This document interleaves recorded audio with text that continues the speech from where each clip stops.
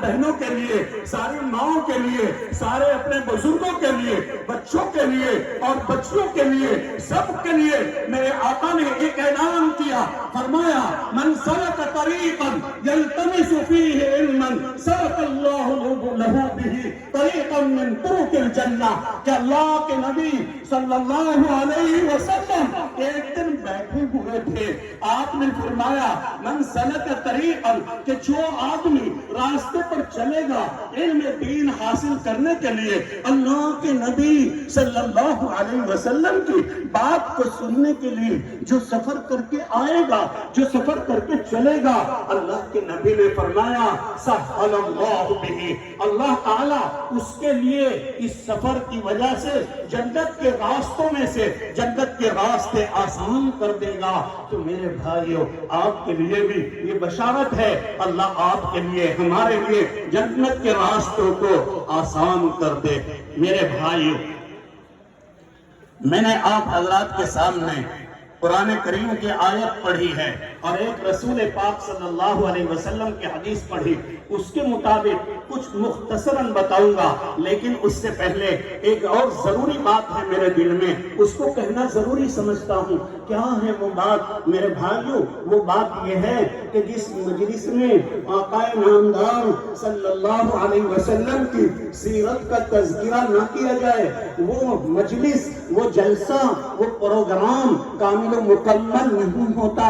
اور جس ختم بخاری میں امام بخاری رحمت اللہ علیہ کا تذکرہ نہ کیا جائے، وہ مجلس ختم بخاری ناقص ہوتی ہے۔ تو دونوں کا مختصراً تذکرہ کرتا ہوں۔ میرے بھائیوں، ایک وقت آیا کہ اللہ کے لاڈلے پیغمبر صلی اللہ علیہ وسلم کے بشارت کے مطابق، دیگر انبیاء کی بشارتوں کے مطابق، ایک وقت وہ آیا کہ اللہ نے اس دنیا میں دو آدمی محمد نامی ایسے بھیجے ہیں کہ جن کی مثال پیش کرنے سے دنیا قاصر ہے، اور جن کے کارنامے کی مثال پیش کرنے سے اللہ کی قسم دنیا قاصر ہے۔ وہ کون ہے دو محمد؟ ہاں، دونوں کا نام محمد ہے۔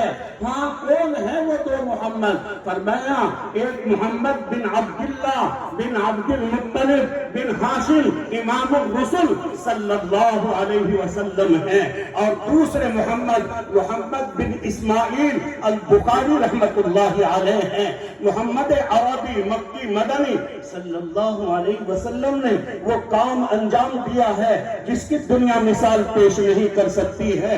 میرے بھائیوں، اللہ کے لاڈلے پیغمبر نے مجھے، آپ کو، سارے عالم کو، ساری دنیا کو قرآن کریم لا کر دیا جو ھدی للناس ہے، جس کے بارے میں لوگوں نے جب انا اعطیناک الکوثر یہ آیت سورت مبارکہ نازل ہوئی، 3 آیتیں ہیں، تو کفار کہنے لگے کہ یہ ثلاثی سورت ہے، یہ ثلاثی سورت یعنی 3 آیتوں والی سورت ہے، اس کو بدل دو اور ایک آیت اپنی طرف سے لگا دو اور رباعی بنا دو اور اس کو رد کر دو۔ میرے بھائیوں، لوگوں میں اعلان ہوتا ہے، کفار کے فصحاء، کفار کے بلغاء سارے آ جاتے ہیں اور سنا کیا کرنا ہے کہ ان 3 آیتوں کے بعد میں ایک آیت لگا دو تاکہ قرآن کا رد ہو جائے۔ میرے بھائیوں، ایک اس نے ذمہ داری لی اور اس نے آ کر پیش کیا، اور سبحان اللہ کیا پیش کیا ہے، کہتا ہے آ کے مجمع میں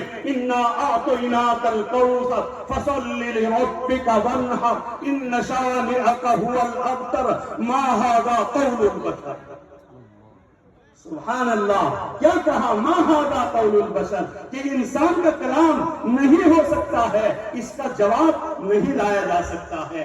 میرے بھائیوں، یہ تو محمد عربی صلی اللہ علیہ وسلم کی ذات، آپ کا کام ہے۔ آگے آئیے، ایک دوسرے محمد آئے ہیں، محمد بن اسماعیل، انہوں نے کیا کام کیا؟ اللہ اکبر، انہوں نے یہ کتاب مرتب کی ہے جس کو بخاری شریف کہتے ہیں۔ آج ہمارا ہی نہیں، دیوبندی علماء نہیں، بریلوی مکتبہ فکر کے، دیوبندیت کے سارے علماء، ساری دنیا کے ہر فرقے کے علماء اس بات پہ آ کے مجبور ہو گئے، سب نے یہ کہا اصح الکتب بعد کتاب اللہ تعالی، کہ اللہ کی کتاب قرآن کریم کے بعد سب سے اچھی کتاب، سب سے معتبر کتاب، سب سے صحیح کتاب الصحیح البخاری ہے۔ یہ امام بخاری نے تیار کر کے دی ہے۔ سبحان اللہ، محمد الرسول اللہ کا بھی کارنامہ بے مثال، اور امام بخاری رحمت اللہ علیہ کا یہ کارنامہ بھی بے مثال۔ میرے بھائیوں، لیکن یاد رکھو، اس کارنامے کو وجود میں لانے کی سبب کون بنی ہے، وجود میں لانے کا ذریعہ کون بنا؟ میری بیٹیوں، میری ماں بہنوں، توجہ کے ساتھ میں بات کو سنو۔ امام بخاری جب پیدا ہوتے ہیں تو 2 سال کے بعد میں یا 6 سال لکھا